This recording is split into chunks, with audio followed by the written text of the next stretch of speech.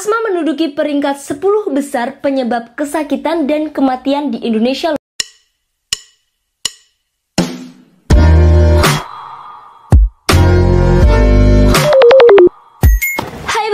Balik lagi ke Metals TV. Kali ini aku akan bahas tentang cara pencegahan asma kambuh di rumah. Sebelum masuk ke cara-caranya, kita bahas dulu apa itu asma. Asma adalah suatu kondisi penyakit kronis yang menyebabkan peradangan dan penyempitan saluran udara pernafasan. Hal inilah yang menyebabkan gejala seperti sesak nafas, mengi, batuk, dan nyeri pada dada. Sekitar 300 juta manusia di dunia mengalami yang namanya asma. Ini diperkirakan akan meningkat menjadi 400 juta pada tahun 2025 nanti. Asma menduduki peringkat 10 besar penyebab kesakitan dan kematian di Indonesia loh brosis. Hasil riset kesehatan dasar pada tahun 2013 menyatakan bahwa prevalensi asma ini mencapai 4,5%. Sekarang kita masuk ke penyebab asma. Nah, apa sih penyebab asma? Penyebab asma ini sangat banyak sekali brosis. Tapi kita akan bahas poin-poinnya saja. Yang pertama, ada peradangan kronis pada saluran nafas. Hal inilah yang menyebabkan saluran nafas kita menjadi lebih sensitif. Peradangan kronis ini bisa disebabkan atau dipicu oleh reaksi alergi, iritasi udara, faktor genetik, dan faktor lingkungan. Yang kedua, ada faktor genetik. Tentunya bagi brosis dengan riwayat keluarga yang memiliki asma,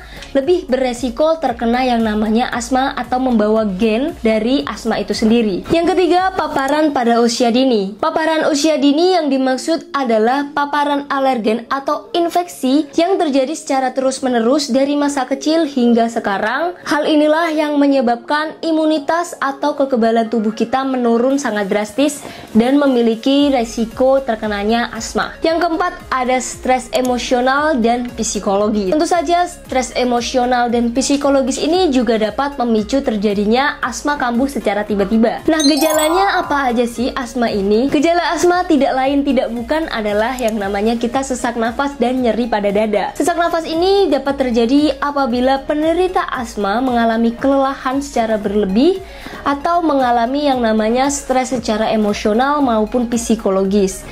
Dan pada malam harinya menjadi lebih buruk karena faktor alergen lainnya. Selain itu, gejala yang lain ada suara nafas mengi atau bersuara saat kita bernafas. Dan ditambah lagi terjadinya batuk kronis yang terjadi secara berulang. Terjadinya kelelahan yang berlebih ini menjadikan pasokan oksigen di dalam tubuh itu menjadi kurang baik. Sekarang kita masuk gimana sih cara pencegahan asma di rumah. Yang pertama, hindari faktor pemicu alergen. Misalnya bulu hewan, debu, udara yang kotor, dan yang lainnya. Apabila brosis melakukan pembersihan di rumah, jangan lupa untuk menggunakan masker agar terhindar dari debu-debu yang ada. Yang kedua, gunakan air purifier. Air purifier itu apa? Air purifier ini untuk memfiltrasi udara yang ada di ruangan brosis. Ini juga dapat mendeteksi kualitas udara yang ada di ruangan brosis cukup baik atau malah buruk. Yang ketiga, lakukanlah olahraga ringan. Untuk menjaga kondisi tetap baik, tetap teratur, brosis bisa melakukan olahraga ringan seperti yoga. Yoga dapat membantu brosis untuk fokus dan mulai mengatur pernafasan dengan baik. Yang keempat, lakukan latihan rutin menggunakan peak flow meter. Nah, ini dia adalah gambaran alat yang namanya peak flow meter. Peak flow meter ini adalah alat yang dapat memantau fungsi paru-paru dengan cara mengukur kecepatan aliran nafas brosis. Manfaat dari peak flow meter ini adalah mendeteksi dini serangan asma secara tiba-tiba. Penurunan